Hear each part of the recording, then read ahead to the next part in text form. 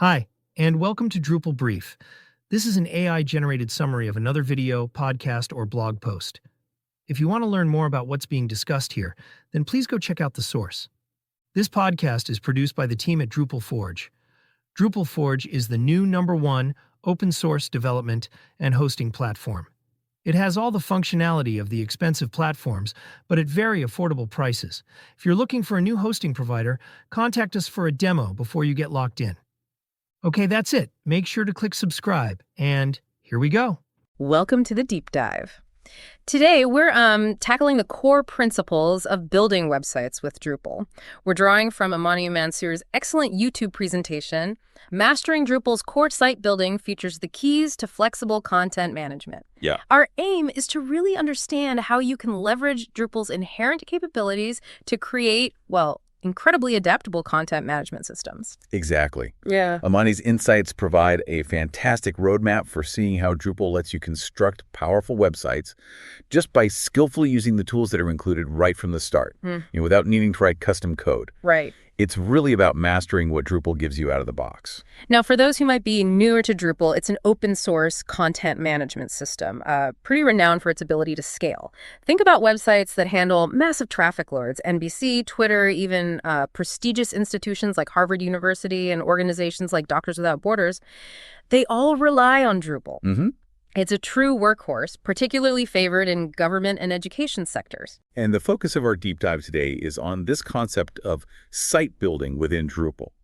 This isn't really about a developer writing lines of code. It's more about you, as someone wanting to build a website, using Drupal's administrative interface and its built-in features to essentially construct your site. Like having a really versatile set of digital tools that all fit together. Exactly, yeah. That's a good way to put it. Okay, let's get into the fundamental idea that Amani introduces early on, structured data. So instead of your website content being just one big, undifferentiated block of text, Drupal organizes it into specific fields, right? Each designed for a particular piece of information. What's fascinating about this approach is how this basic principle of structured data unlocks, a significant amount of flexibility for you. Amani uses the Umami Demo Food Magazine, which is a Drupal installation specifically about recipes, as a perfect illustration. Right. So when you look at a recipe in Umami, say for, lasagna, you don't just see a long paragraph. Instead, it's broken down neatly into dedicated fields. The recipe's name, the time it takes to prepare, the cooking duration, a list of all the ingredients, and the step-by-step instructions. And here's where the real power starts to become clear. Because you've structured this data, the same piece of information, like the recipe name, can be displayed in various ways across your site. Okay. You might see just the title in the list of recipes, and then that same title appears again prominently at the top of the full recipe page. It's all drawing from that single recipe name field. Exactly. You enter the content once, and then you gain the freedom to reuse it in countless ways throughout your website. It's a major boost to efficiency. Now, Amani then introduces us to entities as the fundamental building blocks of all this organized data. Yes, entities are absolutely core. Think of them as the primary units of information within Drupal. Crucially, they are fieldable, meaning you can attach those structured data fields we've just discussed to them. Right. Fieldable. And Drupal has different entity types, which are like blueprints or categories for creating these entities. Drupal organizes different kinds of information into these categories called entity types. This helps Drupal manage and process them efficiently. Think of it like different categories in a database, one for your articles, nodes, one for your images, media, and so on. So what are some of the key entity types that, someone building a site should be aware of? Well, nodes are probably the ones you'll encounter most often. These represent your main website content, a recipe page, a blog post you write, a newsletter. These are all typically nodes. Okay. Then you have media for all your visual and file assets, images, videos, PDF documents. Taxonomy is essential for organizing your content into categories. We'll definitely explore that in more detail soon. Users are straightforward, the accounts people use to log into your site. And blocks are those self-contained pieces of content that you can place in specific areas of your web pages. That gives us a good overview. And within these entities, we have different field types, right? Amani highlighted a few. Precisely. For something like the preparation time or the cooking time in our recipe, you'd use an integer field type, just a simple whole number.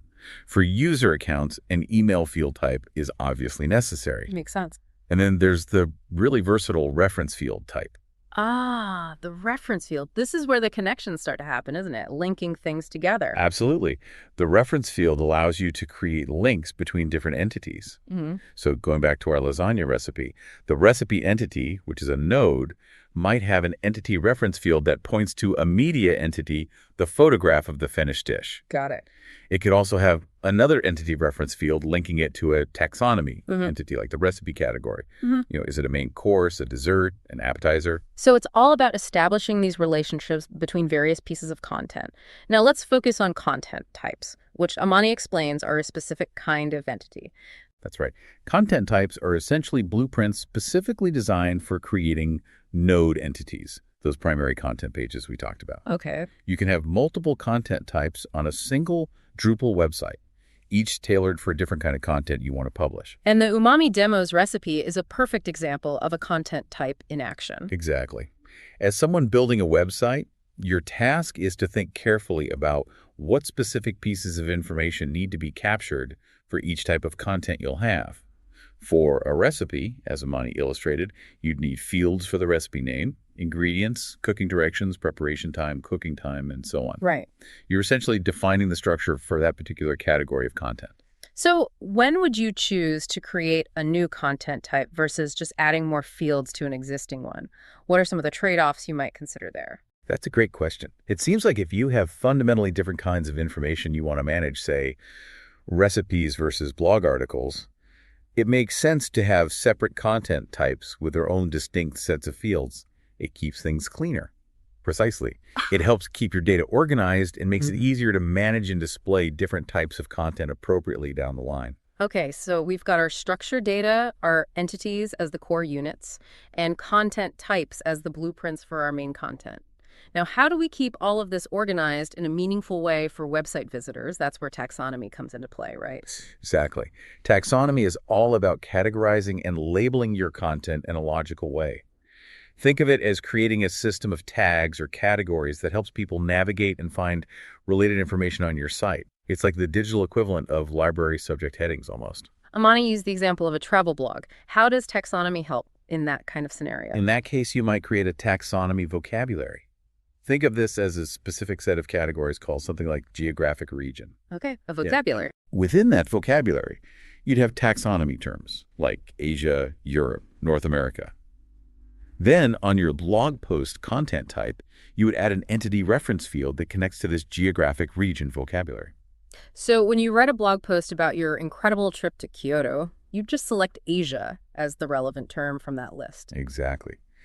And the real power of this becomes apparent when you want to create dynamic lists of content. You could easily set up a page that automatically displays all your blog posts that are tagged with the term Asia. Ah, I see. And this inherent organization also significantly improves SEO because search engines can better understand the structure and topics of your website. Makes total sense. It's about creating these connections between different pieces of content based on shared categories, making it easier for both visitors and search engines to understand the site's organization. Now, once we have all this content structured and organized, how do we control how it actually looks when someone visits our website? That's where view modes come into play, right? You've got it. View modes allow you to display the same piece of content in different presentation formats, depending on where it's being shown on the site. This adds another layer of flexibility to how you present your information. Amani gave us a few common examples. The full content view, which shows pretty much all the fields associated with a piece of content, like our complete recipe page with all the details. Right, the whole thing. Then there's the teaser, which is a shorter summary often used in lists of articles or blog posts. And the card view, which is a more partial display, maybe just the title, an image, and a brief description, frequently used in listings or within blocks on a page. And the great thing is, you're not limited to just these default view modes. You have the ability to create your own custom view modes and decide precisely which fields you want to be visible in each one. The Umami demo, again, provides a really clear example.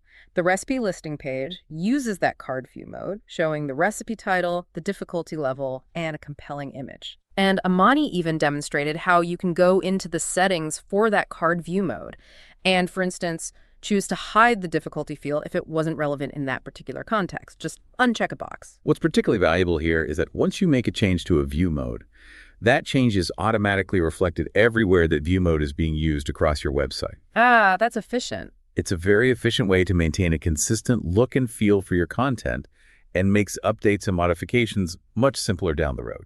Okay, so view modes give us control over how individual pieces of content are displayed. But what if we want to create dynamic lists of content based on specific criteria, like all the latest recipes or all blog posts about a certain topic?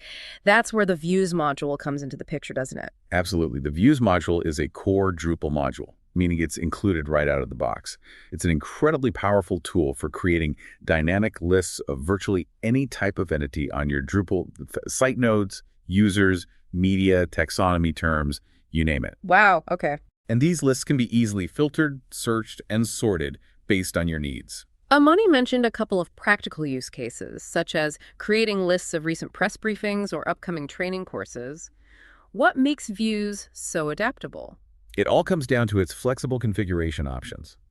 When you create a view, the first thing you do is choose the format for your list. Do you want a simple, unformatted list, an HTML list, a structured table, or maybe a visually appealing grid layout where you can even define the number of columns? Lots of options. Then you get to select which specific fields you want to display in your list. And again, this highlights the power of structured data, right? Exactly. Because your content is organized into distinct fields, Views allows you to pick and choose exactly which pieces of information you want to show in your list. You're not forced to display everything. And the filter section is where you define the criteria for which content items should be included in your list. Precisely. You can filter by publication status, for example. Only show content that has been published and is publicly visible. You can filter by content type. Perhaps you only want to display recipes in a particular view. The filtering possibilities are really very expensive. And you can even empower your website visitors by allowing them to filter these lists themselves using exposed filters, right? Like letting them choose. Exactly. Right. If you have a comprehensive list of recipes, you could expose the difficulty level field as a filter, allowing users to narrow down the list to only show recipes that are categorized as easy, medium, or hard. This definitely enhances the user experience and helps people find the content they're most interested in. The Umami Demo's main recipe listing view is a fantastic example of views in action. It utilizes a responsive grid format to display the recipes, filters the content to only show published items of the recipe content type, and even provides the option to display the content using that card view mode we discussed earlier, so it brings multiple concepts together. What's really important to grasp is that these lists generated by views are dynamic.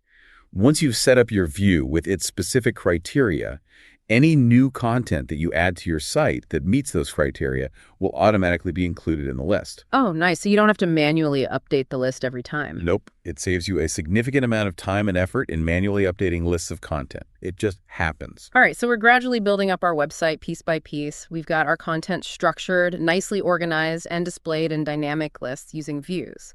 Now, how do we actually place these various pieces of content, the lists, the individual content items, onto specific pages of our website? That's where the concepts of regions and blocks come into play. Think of regions as the structural areas of your web page, defined by your website's theme, the overall design template of your site. Okay, the theme defines them. Yeah. Common regions typically include the header at the top, the footer at the bottom, sidebars for supplementary information, and the main content area in the middle. More sophisticated themes can even define more granular regions within these larger areas, like sidebar first, sidebar second, content top, etc. And blocks are essentially those self-contained chunks of content that you can then strategically place into these predefined regions. Is that right? Exactly. Blocks can contain a wide variety of content. Some might display navigation menus to help users move around your site. Others might showcase recent articles or promotional messages. And you even have the ability to create your own custom blocks with specific text, images, or other elements you need. And the level of control you have over where these blocks appear on your site is quite detailed, isn't it? It's not just put it in the sidebar. Absolutely. You can specify precisely which pages a block should be visible on based on conditions like the type of content being displayed, e.g. only show a related articles block on blog post pages or specific URLs. You can even control the visibility of blocks based on the roles of the users who are currently viewing the page. So maybe only logged-in administrators see a certain block. Amani mentioned that just like content types provide a blueprint for creating content, you also have block types. What's the purpose of those? Are they similar? They are very similar in concept. Block types serve as blueprints for creating your own reusable custom blocks. You can define specific fields for a particular block type. For example, you might create a disclaimer block type with fields for the copyright text and the actual disclaimer message. I see. Then, every time you need to add a disclaimer to your site, you can easily create a new instance of that disclaimer block type and fill in the relevant information in the predefined fields. This ensures consistency and makes managing these reusable content elements much easier. Looking at the Umami Demo's block layout administration section clearly shows all the available regions defined by the theme, like you said, pre-header, header, content, footer, and bottom regions. And we saw that Umami disclaimer block located in the bottom region. Amani even demonstrated how you could place a custom block to only appear on the homepage of the website using those visibility settings. It's all about empowering you, as the site builder, to have fine-grained control over where different pieces of content are displayed on your website without ever needing to write a single line of code. It's all configuration. Okay, we're moving into some really powerful territory now. Let's delve into Layout Builder. This sounds like it provides an even more advanced, maybe more visual way to control the arrangement of our content. It does indeed. Layout Builder offers a drag-and-drop interface that gives you incredible flexibility in controlling the layout of how your content is displayed, particularly for individual content items or for all content of a specific type. So instead of being limited to a preset layout for an entire content type like we might have configured with view modes, you can actually get in there and visually structure how the various fields and blocks are arranged on the page itself. Precisely. You can mix and match different layout sections. For instance, you might start with a single column section at the very top, followed by a two-column section where you place different pieces of information side by side, and then perhaps, a 1+4 grid layout further down the page to showcase related content. Wow. Within each of these sections, you can then simply drag and drop the fields associated with your content type, like the title, body, image, or even place existing blocks, like a related articles view block, right into the layout. Amani demonstrated the layout options for the recipe contact type within Umami, where you could add different section types with varying column widths, like 50/50 or 33/67. And then you can literally drag the recipe name field into one column, the ingredients field into another, and perhaps an image block into a different section altogether wherever you think it looks best and presents the information effectively. What's particularly powerful is that you can enable Layout Builder for an entire content type, which means all pages of that specific type will initially inherit the same base layout structure you define. Okay, so a default layout. Yes, but you also have the option to allow individual content items to have their own uniquely customized layouts. So if one specific recipe needed a slightly different arrangement of its elements to highlight a particular aspect, maybe it has a video instead of an image, you could easily do that on that recipe page without affecting the layout of all the other recipes on your site. Are there any potential downsides to having so much layout flexibility, though? Could it lead to inconsistencies across a website if not managed carefully, like things looking really different from page to page? That's a really insightful point. While the flexibility is fantastic, it does seem like you'd need to establish some guidelines or best practices, maybe even restrict who can override the default layout to ensure a consistent and professional look across your site. Otherwise, you could end up with a very disjointed feel. Right. Maybe use it sparingly for those special cases. Exactly. While Layout Builder offers incredible power, it's important to use it thoughtfully within the context of your overall website design system and user experience goals. So it's an incredibly useful tool for creating visually engaging and highly tailored content layouts without needing to delve into any code. Absolutely. It effectively bridges the gap between having well-structured content, which we've been talking about, and presenting that content in a visually appealing and user-friendly way on the page. Now, Amani then shifted the conversation to Drupal CMS, which was launched earlier this year in January 2025. What's the core idea and the target audience for Drupal CMS compared to, say, regular Drupal core? Drupal CMS is specifically envisioned as a best-in-class platform for individuals and organizations who want to build and manage websites without writing any code. It's built with site builders, like the people we've been describing, directly in mind. Okay. The aim is to make the power and flexibility of Drupal's site building features even more accessible and user-friendly right from the start. It sounds like it takes Drupal's already robust site building capabilities and streamlines them even further for a no-code experience. What are some of the standout features of Drupal CMS that make it different? Well, it features a very intuitive and welcoming administrative dashboard, specifically designed for content editors, making it easier to navigate and manage all aspects of the website: content, users, site settings. It also integrates built-in tools for search engine optimization, SEO, right away, and it even incorporates artificial intelligence AI capabilities to assist with various tasks. AI for site building. That sounds like a significant step forward. Yeah. What can it do? Yes, and the AI isn't just about generating blog post ideas. Drupal CMS includes AI agents that are designed to help with actual site building tasks themselves. Things like guiding you through the process of creating new content types or suggesting relevant fields to add to them based on what you're trying to build. Whoa. It's kind of like having an intelligent assistant right there to help you structure your website correctly. Wow, that could really accelerate the website building process, especially for newcomers. And then there are recipes. What's the concept behind those? That sounds interesting. Recipes are essentially pre-packaged sets of website functionality. They bundle together pre-configured settings, modules, maybe even some sample content, all designed to help you quickly establish common website features. Can you give an example? Sure. For instance, a blog recipe might automatically create a blog content type with relevant fields like title, body, tags, and image. It might also create a tags taxonomy vocabulary for categorizing those blog posts, a ready-to-use view for listing your blog articles on a page, maybe a basic page template for your main blog landing page, and perhaps even a sample blog post just to show you how it works. So it's like a pre-configured bundle of all the necessary Drupal bits and pieces for specific website needs, like a blog or maybe an event calendar. Exactly. Amani mentioned that simply enabling a blog recipe could set up all those elements almost instantly. It provides a significant head start in building out the core functionalities of your website, saving you a lot of initial setup time. That sounds incredibly useful. And looking ahead, Amani also mentioned the Experience Builder that's planned for release later this year in 2025. What can you tell us about that? How does it differ from Layout Builder?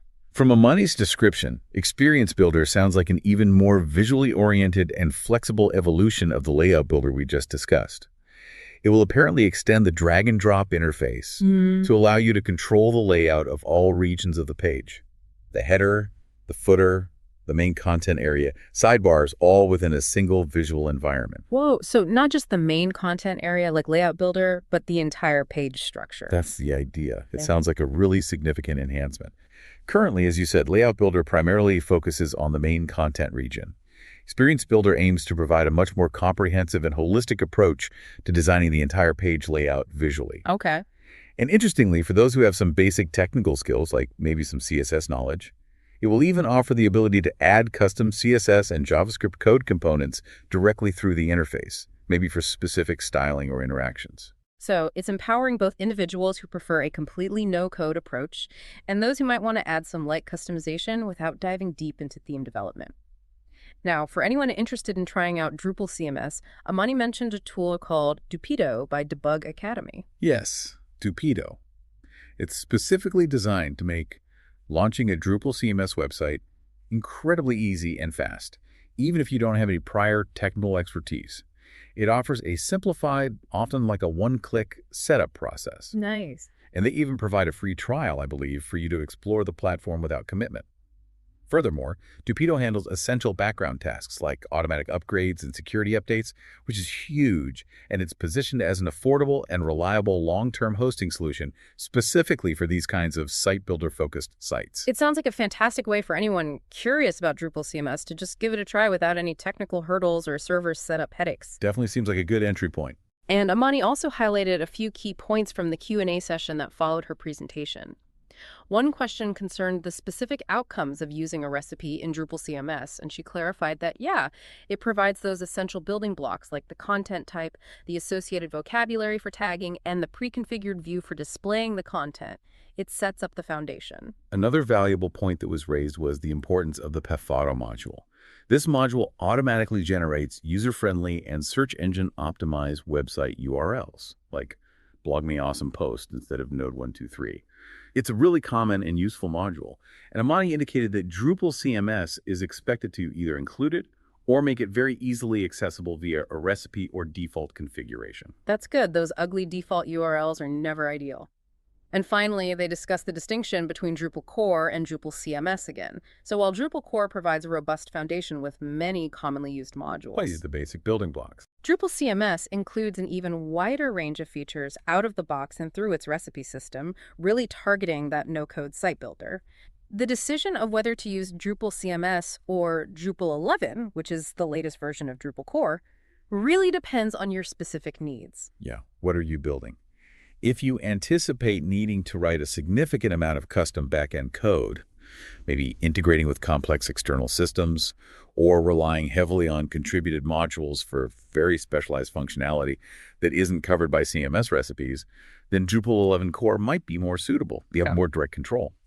But for building things like blogs, informational websites, portfolios, maybe small business sites, primarily using the administrative interface and the tools provided, Drupal CMS is often going to be the recommended starting point. It just gives you more out of the box for that purpose. Okay, let's try and bring it all together then. What are the essential takeaways from our deep dive into Drupal's core site building features, as highlighted so well by Amani? I think the fundamental power of Drupal's approach really lies in its core concept of structured data. That's the bedrock. This enables highly flexible content modeling through the use of entities and content types. You can effectively organize this content using Drupal's taxonomy system for categorization. Then, view modes provide versatile control over how your content is presented in different contexts across your site, teasers, cards, full view, etc. Right. The Views module allows you to create those powerful dynamic and filterable lists of any type of content. Blocks and regions offer precise control over the placement of content elements on your pages. Putting things in the header, footer, sidebar. Exactly. And Layout Builder provides that advanced drag-and-drop customization of individual content layouts for really fine-tuned presentation. And looking to the future, Drupal CMS promises to further streamline the no-code website building experience with its intuitive user interface, integrated AI tools to help you build the convenience of recipes for quickly building common features. Yeah, like that blog recipe. And the upcoming Experience Builder for even greater page-wide layout control. It truly has the potential to kind of democratize website building, empowering a wider range of individuals and organizations to harness the power and flexibility of Drupal without needing to be experienced developers or write tons of code. So here's a final thought for you, our listener, to mull over. Considering the remarkable flexibility that Drupal offers through its structured content and its diverse range of layout and display options, what unique and innovative ways could you envision organizing and presenting information for your own projects or areas of interest? And perhaps building on that, what specific kinds of recipes, those prepackaged sets of features and configurations, do you think would be most valuable in accelerating your own journey of building knowledge and sharing it effectively online using a platform like Drupal CMS? What would you want bundled together? Okay, we're done. To close off this podcast, I just wanted to remind you that this brief was a fully AI-generated summary, and we take no credit for the original content. If you want to learn more, then check out the source. This podcast is produced by the team at Drupal Forge. Drupal Forge is the new #1 open-source development and hosting platform. It has all the functionality of the expensive platforms, but at very affordable prices. If you're looking for a new hosting provider, contact us for a demo before you get locked in. And if you like this podcast, hit subscribe, post a link on social media, and recommend it to 2 friends. That's it. See you next time. Bye for now.